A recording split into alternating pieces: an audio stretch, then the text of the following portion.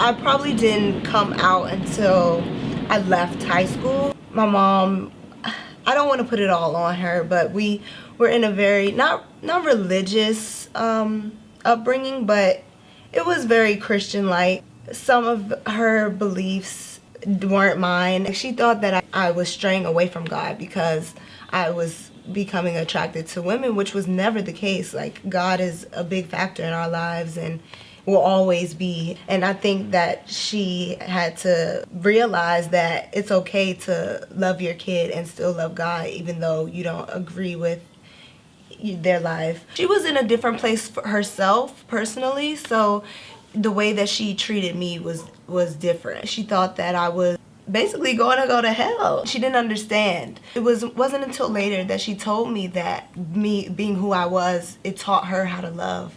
And she's never known how to love until she had a daughter like me. My best friend and Amber actually dated the same girl. They were frenemies. I was living in New York at the time, and she came over my house, and she was like, my best friend, and she was like, I'm gonna go to a party with this girl, and I just want to show you who she is and tell you about everything. So she showed me a picture of her, and I was like, who is that? And immediately she was like, no, you can't talk to her. No, I don't feel comfortable with that. You're my friend. No. I was like, okay, cool. I don't know her. That's fine.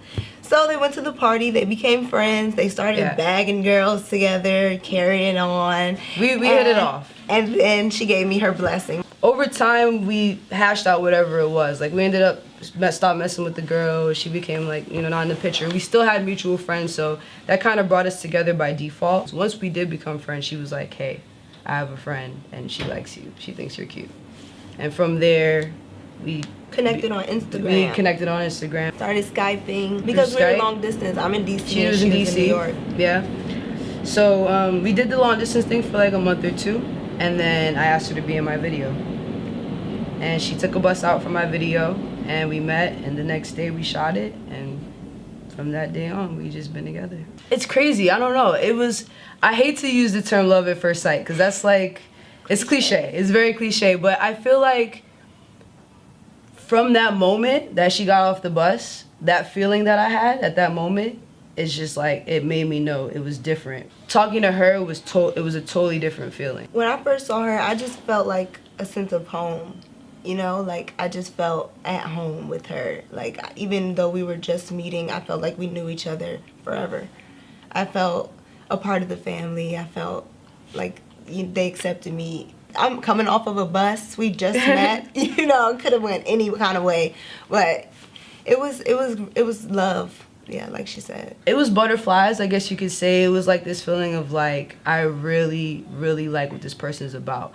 And going back to like what she was saying as far as like being that type of person who would just do things and go with things and chase her dreams and the thing she was about, it was attractive to me. It was like, I like what she represents. She's doing what she wants to do. Like, that's an inspiration, you know what I mean?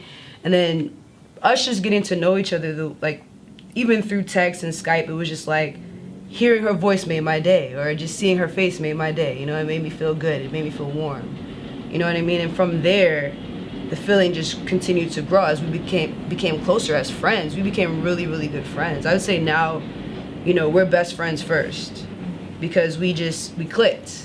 Well, from the beginning of our relationship, I feel like that's another thing that drew us together was my love for dance and her love for music, in which when you put the two together, you can create something amazing. I see her in the studio, let me go dance, you know? But that really inspired me. Just her love for music itself inspires me. We would push each other. Like, you gotta rehearse, you gotta do your thing, let's go. Studio? Yeah, like we would kind of feed off each other a lot, especially early on. And so what is Black Flower Collection? It is our brand. It's pretty much a holistic jewelry and clothing company, unisex. We do everything with healing crystals and we tie-dye. We wanted to bring something positive to a play on Black power and not saying strengthening, but not aggressive. Right. Like, kind of soft. So yeah, because a flower is something that is soft and delicate. Most of the stones that we work with are from the earth, are not man-made, but we also do work with some that are man-made and hand-tumbled or whatever. But they are like amethyst and rose quartz, which are stones that you can find, minerals that you can find from the earth. So they have healing properties from like their color and their energy and different purposes, different meanings, different reasons you might need them. That can help with issues in your body, that can help with your like mental, physical, emotional balances, states, everything. You can put it in your bath water, you can sleep with them under your pillow, you can wear them like we do. You can meditate with them. Yeah, you can just sit them in your window. There are many different ways to use them. I feel like our artistic properties kind of feed into each other's. Like she'll bring something to the table and I'll throw in my 2 cents, and it's like, oh, that's good, sounds good together. How would it look if we did it like this or flipped it like that? Like we just give each other input to work with. We've always had our own styles, yeah, but they've always kind of coincided. Like even from day one, like we would like match on accident, or you know what I mean, little things that we would notice. And then like from that it was like, okay, well, let's try to incorporate like what we like into what we do. And I feel like, yeah, of course we're gonna have times where we're clashing and we're like, girl, like I hate that, or you know, whatever the case may be. But for the most part, we're able to kind of come together and see the bigger picture and look at how we really want to represent ourselves. Have you guys ever talked about like marriage, or is that something that you guys would like to explore together? We're at a good place right now, and we're building something. You know, we're building a foundation that's strong, that can keep us mentally and financially stable for our future, and that's what we're waiting for. One of the beauties of being a lesbian couple is you have the choice, you have the control over when these things happen. You're not gonna slip up and have a baby. You're not gonna, like, you know what I'm saying? You're not gonna get yourself caught out there. Like, you choose, you decide. So when we're ready, when we feel like we're truly ready, we will do. What does love feel like?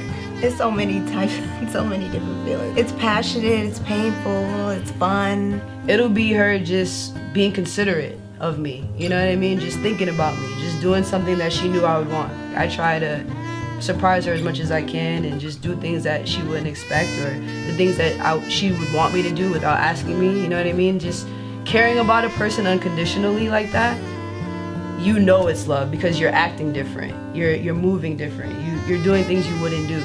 You have to be open and honest, and that's a big part of love, is being able to be vulnerable. Be a part of the Aman experience by subscribing to my YouTube channel, and don't forget to follow me on Instagram, Tumblr, and Facebook at Adomako for more content.